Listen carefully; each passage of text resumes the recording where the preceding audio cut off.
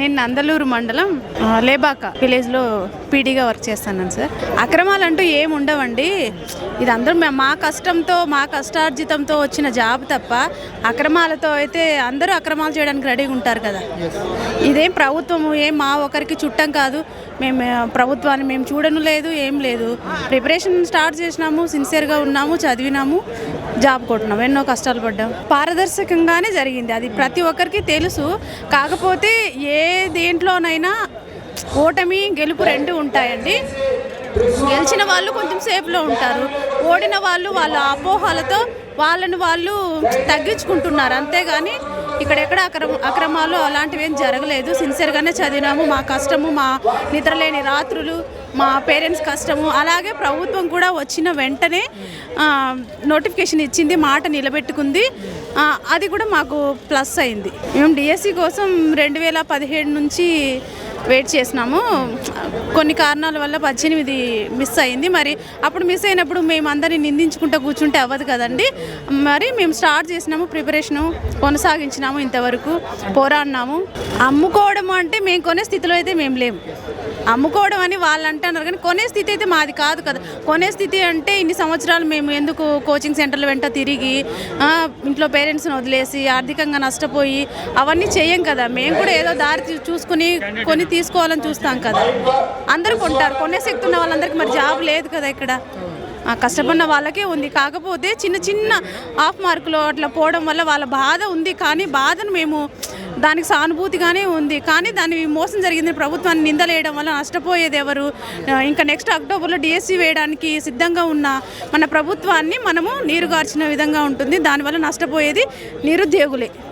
రాజీనామా చేయాలని ప్రతిపక్షాలు అనుకోవడం కాదు, కానీ ప్రతిపక్షాలు అనుకుంటే రాజీనామా చేయడం ఏంటండి? మనం చేసిన మొత్తం దాంట్లో చూడాలి కదా, ఆయన ఏం చేశాడు అనేది చూడాలి కదా, అభివృద్ధిని చూడాలి కదా. మాకు వచ్చిన వెంటనే డిఎస్సి ఇస్తామని మాట ఇచ్చినారు, వచ్చిన వెంటనే ఫస్ట్ నిలబెట్టుకున్నారు. 2018 అంతకుముందు కూడా మాట ఇచ్చి మాకు, కానీ నిలబెట్టుకోలే కదా. 5 సంవత్సరాలు మేము వెయిట్ చేసి కష్టాలు పడి అన్నీ చూసాము. అది ఆల్రెడీ ఓడిపోయిన వాళ్ళు కావచ్చు, గెలిచిన వాళ్ళు కావచ్చు, అందరూ దృష్టిలో పెట్టుకోవాలి. 7 సంవత్సరాలు మనల్ని నిరీక్షణలో ఉంచి ఒక డిఎస్సి కూడా ఇవ్వకుండా ప్రభుత్వం దిగిపోయి అన్ని కష్టాలు కూడా ఈరోజు వాళ్ళ మాటలు నమ్మి అపోహలతో అమాయకులుగా ఉన్నారంటే చాలా బాధాకరము. అంటే అది ప్రభుత్వం మీద బురద చల్లడం ఓకే, కానీ నిరుద్యోగులుగా ఉన్న వాళ్ళు అమాయకులు కాదనుకుంటా నేను. అది నమ్మి ఇప్పుడు ప్రభుత్వాన్ని కించపరచడం వల్ల వచ్చే డిఎస్సి పైన ప్రభావం పడుతుంది. ఎందుకంటే వచ్చిన వెంటనే మాట నిలబెట్టుకున్నారు లోకేష్ గారు, మరి వెంటనే సిద్ధంగా ఉన్నారు. వాళ్ళని ఇబ్బంది పెట్టి ఇట్లా ఆరోపణలు చేయడం కరెక్ట్ కాదు. మెరిట్ లిస్టు వచ్చింది, సెలక్షన్ లిస్టు వచ్చింది, అన్నీ పారదర్శకంగానే జరిగినాయండి. ఎక్కడ పారదర్శకంగా జరగకపోతే ప్రభుత్వానికి మేమేమన్నా చుట్టాలమా? మేము కొనడానికి కోటీశ్వరులమా? కాదు కదా, ఎవరి కష్టం వాళ్ళది. కాకపోతే ప్రతి చోట గెలుపు ఓటములు రెండు ఉంటాయండి. గెలిచినప్పుడు వాళ్ళ ఫీల్ ఉంటుంది, గెలిచినప్పుడు వాళ్ళ బాధ ఉంటుంది. వాళ్ళ బాధను అర్థం చేసుకుంటాం, కానీ వాళ్ళ అమాయకులుగా తప్పుదోవ పట్టడం మాత్రం కరెక్ట్ కాదు. ఎందుకంటే ఇది టైం వేస్ట్ చేసుకోవడం కంటే ఇప్పుడు నెక్స్ట్ డిఎస్సి కోసం ప్రిపేర్ అయితే తెలివైన వాళ్ళుగా భావించవచ్చు. వాళ్ళని సందేశం ఏమంటే, మీరు తెలివిగా ప్రవర్తించండి. ప్రభుత్వం పైన నిందలు వేయడం కంటే ఇప్పుడు వచ్చే అవకాశాన్ని సద్వినియోగం చేసుకోండి. మరి దీనివల్ల ఈ ధర్నాలు, కోర్టులు అవి వెళ్ళడం వల్ల మన నిరుద్యోగులకి ఏమీ ఒక్క రూపాయి లాభం కూడా లేదు. ఉన్న టైం వేస్ట్ అవుతుంది. నెక్స్ట్ అక్టోబర్ అన్నారు. మనం ఇట్లా ప్రతిసారి ఇట్లా ధర్నాలు, మోసం అవి అంటే మనకు నోటిఫికేషన్ వేయాల్సిన ప్రభుత్వానికి మనపైన ఇంట్రెస్ట్ పోతుంది. నోటిఫికేషన్ అంటే భయపడతారు. దానివల్ల నష్టపోయేది ఏంటి? నిరుద్యోగులే. మొన్న ఇంకా 1 year కూడా అవ్వలేదు, నెక్స్ట్ నోటిఫికేషన్ వస్తుందంటే అది మన అదృష్టంగా భావించి దానికి ప్రిపరేషన్ స్టార్ట్ చేస్తారని కోరుకుంటున్నాను. కానీ మోసము ఇవి ఏం లేవండి. మా సొంత కష్టంతోనే, మా సొంత టాలెంట్తోనే వచ్చినాము. అది అర్థం చేసుకొని మిగతా వాళ్ళు నిరుత్సాహాన్ని వదిలేసి పోరాటం స్టార్ట్ చేస్తారని ఆశిస్తాను. మధుకృష్ణ సార్, 24 ర్యాంక్ సార్ నాది. లేదు సార్, మేము గత 2019 నుంచి 7 సంవత్సరాలు నిరంతరం చదువుకుంటూ ఉండడం వల్లనే మాకు జాబ్ వచ్చింది తప్ప ఇట్లా వైఎస్ఆర్ పార్టీ వాళ్ళు చేసేంత అదైతే కాదు. మేము మా సొంత కష్టార్జితంతోనే మేము గవర్నమెంట్ జాబ్ తెచ్చుకున్నాము. వీళ్ళందరూ రాజకీయంగానే చూస్తున్నారు తప్ప మిగతా వాళ్ళు బాగుపన్నారనే విధంగా మాత్రం చూడట్లేదు సార్. ఇది నిరుద్యోగుల కోరికలు తీరినావనేది మాత్రం వాళ్ళు పట్టించుకోవట్లేదు అనమాట. వాళ్ళ స్వార్థం కోసమే ఆలోచిస్తున్నారు తప్ప ఇది మిగతా వాళ్ళ నిరుద్యోగుల యొక్క కళ నెరవేరిందని మాత్రం వాళ్ళు చూడట్లేదు. మీకు అంటే బాధగానే అనిపిస్తుంది సార్. ఇది మేమంటే ఇంకా మేమేం చేయలేము. అందుకోసమే ఈరోజు ఇక్కడ అందరూ కలిసి నూతనంగా ఏర్పడిన ఉపాధ్యాయులందరూ కలిసి మేము సంఘీభావం తెలుపుకుంటున్నాం. మీరు నిబంధనల ప్రకారం జరిగినందుకే కదా సార్ మాకు మేము అనుకున్న కరెక్ట్ లెవెల్లో మాకు మార్కులు వచ్చినాయి, మాకు తగ్గట్టు ర్యాంకు కూడా వచ్చింది. మాకు చాలా సంతోషం సార్. నారా చంద్రబాబు సారు, అందులో లోకేష్ సార్ గారు గుర ఇద్దరు కలిసి మా వెనక ఉండి మమ్మల్ని నడిపిస్తున్నందుకు మేము చాలా సంతోషంగా ఉంది. నా పేరు సోమశేఖర్, సత్యసాయి డిస్టిక్ పరిగి మండలంలో ఎంపీయూపీ సీగిపల్లి స్కూల్లో పనిచేస్తాను. స్కూల్ అసిస్టెంట్ సోషల్గా పనిచేస్తున్నాం సార్. ఎస్ సార్, 2025లో జాబ్ కొట్టినాం మేము సార్. ఈ యొక్క ముఖ్య ఉద్దేశం ఏమంటే డిఎస్సిలో ఎటువంటి అక్రమాలు జరగలేదు, ఓకేనా. అపోజిషన్ పార్టీ వాళ్ళు ఎప్పుడు అక్రమాలు జరిగినాయని చెప్తున్నారు. వాళ్ళు గత 5 ఏళ్ళలో ఒక్క డిఎస్సి కూడా ఇవ్వలేదు. 2019లో వాళ్ళైతే ఎలక్షన్ ముందుకు వచ్చినప్పుడు మెగా డిఎస్ ఇస్తామని చెప్తున్నారు, 10 సంవత్సరం జాబ్ క్యాలెండర్ ఇస్తామని చెప్పినారు. ఏ ఒక్క జాబ్ క్యాలెండర్ లేదు, ఏ ఒక్క మెగా డిఎస్ని లేదు. మేము వాళ్ళతో నమ్ముకొని అనంతపురంలో 5 ఏళ్ళు కష్టపడి చదివినాం సార్. ఏ ఒక్క నోటిఫికేషన్ ఏంది లేదు అసలుకే. మేము ఫ్రెండ్స్ దగ్గర అప్పులు చేసుకొని ఆ అప్పులు వాళ్ళకి ఇవ్వలేక, ఊర్లో తలెత్తుకొని తిరగలేక ఫ్రెండ్స్ దగ్గర అప్పులు చేసుకొని ఊరికి పోతే అందరూ ఇంకెప్పుడు డిఎస్సి, ఇంకెప్పుడు జాబు ఎవరు ఇచ్చేది జాబు వాళ్ళకి తెలియదు. అన్న వస్తాడు, అద్దో డిఎస్సి అంటారు, కానీ ఇయర్ వాళ్ళు. అదే మేము వెయిట్ చేసి వాళ్ళు విసిగిపోయినాం సార్. ఎప్పుడైతే కూటమి ప్రభుత్వమో వచ్చిందో, అప్పుడైతే చంద్రబాబు నాయుడు ఎప్పుడైతే తొలి సంతకం చెప్పినాడో ఆ రోజు వరకు అయితే మాకు 5 ఏళ్ళు మనశ్శాంతి లేదు సార్. ఆ రోజు మేమైతే ఎప్పుడైతే మెగా తొలి సంతకం చేసినాడో ఆ రోజుకి మేము మనశ్శాంతిగా 3 పూట్ల తిన్నాం. అంతా కూడా చాలా కష్టపడినాం సార్. మేమంతా కూడా 5-6 ఏళ్ళు కష్టపడి చదివిన వాళ్ళే జాబ్ కొట్టిండేది. బాధగా ఉంది సార్. మేము ఎంతో 5 ఏళ్ళు 6 ఏళ్ళు కష్టపడి చదివితే కన్నా ఏందో మాకేమో ఊరికే జాబ్ ఇచ్చినట్టు. మేము ఎంత కష్టపడి exam TET qualify, DSC qualify job వస్తే కన్నా ఇందులో అక్రమాలు జరిగినాయని వాళ్ళు అనడం ఏమాత్రమో సమంజసం కాదు సార్. వాళ్ళు ఎందుకు అలా మాట్లాడుతున్నారు? వాళ్ళు అసలు వాళ్ళ మాట్లాడే అర్హత లేదు వాళ్ళకి. 5 ఏళ్ళు ఒకటి డిఎస్సి ఇవ్వకుండా ఇప్పుడు ఎందుకు మాట్లాడతారు? అప్పుడు ఇచ్చి కదా నువ్వు మాట్లాడాలా? ఇచ్చేది లేదు, ఏమీ లేదు. ఊరికి ఇచ్చిన వాళ్ళ మీద అట్లా మాట్లాడి ఎంతవరకు కరెక్ట్ అసలుకి? డిఎస్సి అంటే చంద్రబాబు అంటే డిఎస్సి అందరికీ తెలుసు. ఒక్క డిఎస్సి కూడా ఇలా జగన్ ఊరికి మనకి ఒక డిఎస్సి ఇయ్యడానికే వాళ్ళకి 11 వచ్చినాయి. ఈసారి ఆ 11 కూడా పోవాలనే ఉద్దేశంతో ఇట్లా మాట్లాడుతున్నారు వాళ్ళు, నాకు తెలుసు అంతే. ఇక్కడ కూడా లేదు సార్. అంతా పర్ఫెక్ట్గా ఎగ్జామ్స్ పెట్టినారు, పర్ఫెక్ట్గా వెరిఫికేషన్ చేసినారు, పర్ఫెక్ట్గా పోస్టింగ్ ఇచ్చినారు. యాడ ఇంత కూడా అక్రమంగా ఏమి జరగలేదు సార్. ఆడ పర్ఫెక్ట్ అసలుకి ఏమి అవినీతి ఆరోపణలు జరగలేదు సార్. ఆల్రెడీ కోర్టులో కేసు చేసినారు, కోర్టు కొట్టేసింది కదా, అయినా బుద్ధి రాలా వాళ్ళకి.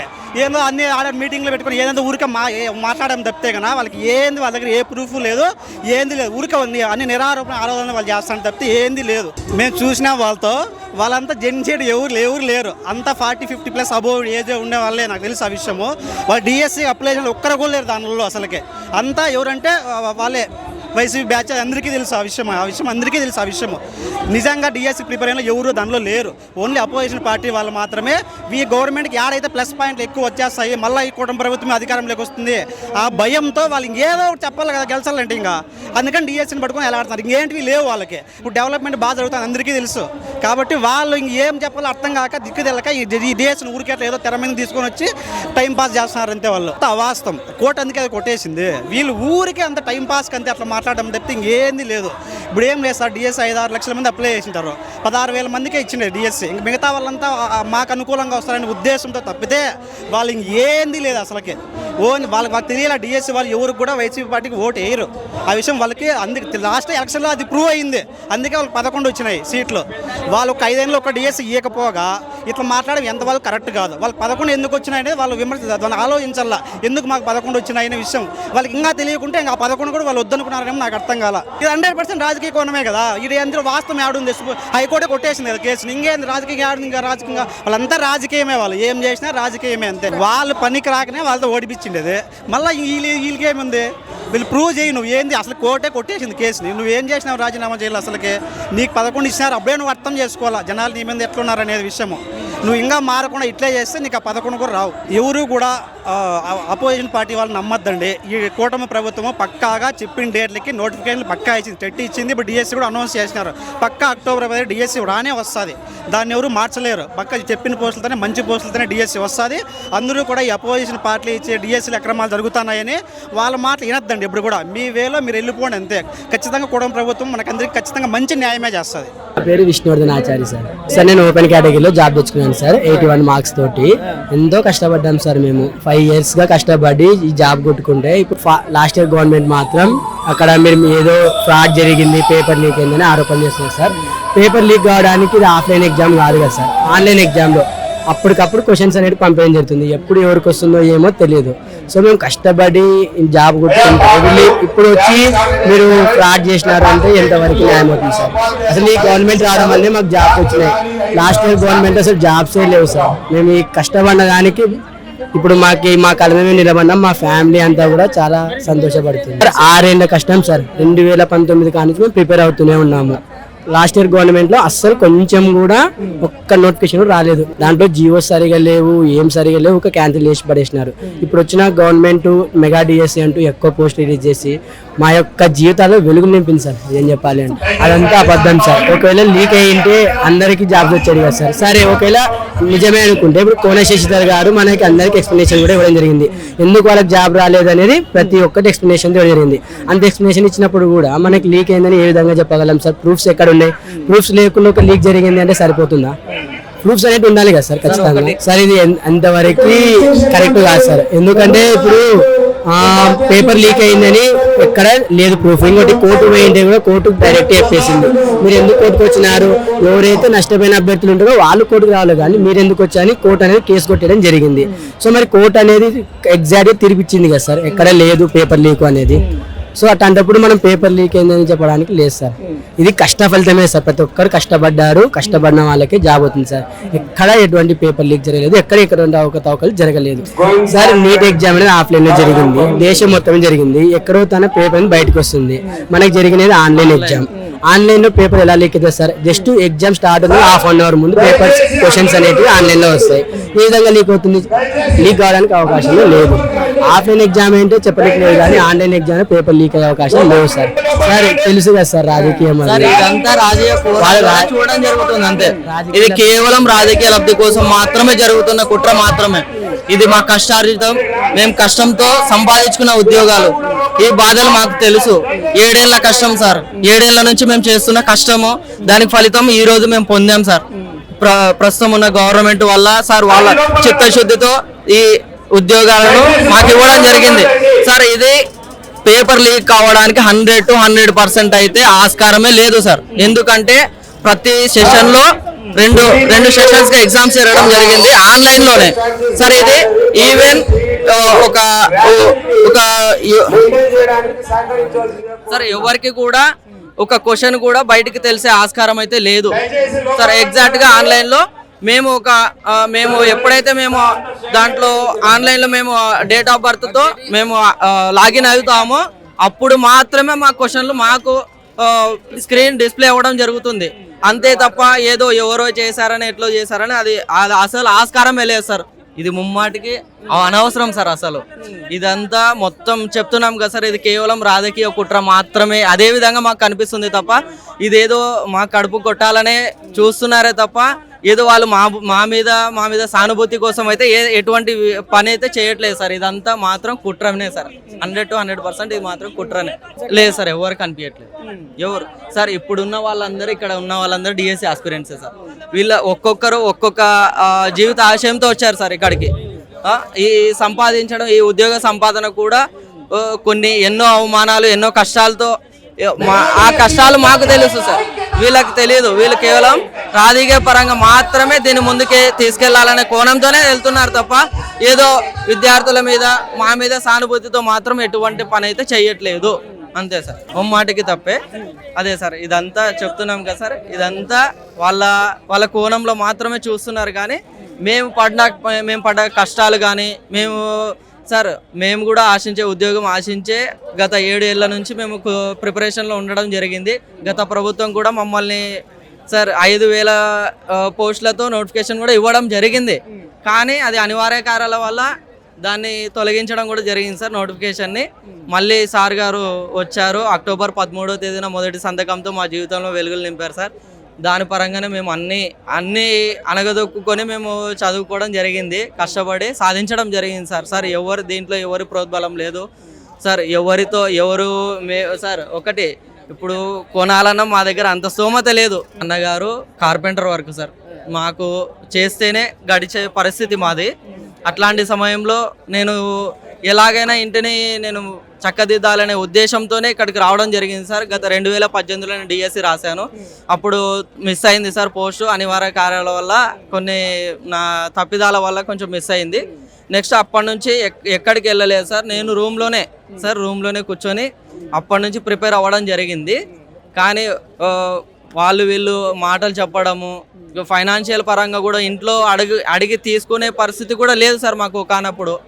అట్లాంటి పరిస్థితుల్లో కూడా మేము ఎంతో అనగదొక్కుని మా మనసులో మనం ఇది చేసుకొని చదవడం జరిగింది. గట్టిగా కూర్చొని చదవడం జరిగింది సార్. ఎన్నో కష్టాలు భరించాము, ఎన్నో అవమానాలు కూడా భరించాం సార్. ఇది చాలా హాస్యాస్పదంగా ఉంది సార్. ఒక టైంలో బాధ కూడా అనిపిస్తుంది, హాస్యాస్పదంగా కూడా ఉంది. కానీ వీళ్ళకి నాకు తెలిసి దీంట్లో ఎటువంటి జ్ఞానం వాళ్ళకి లేదనిపిస్తుంది సార్. ఈ డిఎస్సి పరంగా వాళ్ళకి ఎటువంటి జ్ఞానం లేదు. కోర్టు కూడా క్లీన్ చిట్ ఇచ్చేసింది. నేను విద్యాశాఖ వాళ్ళు కూడా క్లీన్ చిట్ ఇవ్వడం జరిగింది. అది ఎంతవరకు సమంజసం అయితే కాదు సార్. వాళ్ళు చిత్తశుద్ధితోనే ఈ ఉద్యోగాలను మాకు ఇవ్వడం జరిగింది సార్. అంతా ఎవరు ప్రోద్బలంతో అయితే జరిగింది కాదు. మా స్వతహాగా మేము ఉద్యోగాలు సంపాదించుకున్నాం, కష్టపడే సంపాదించుకున్నాం సార్. ఇదైతే ఎవరి పరంగా అయితే కాదు.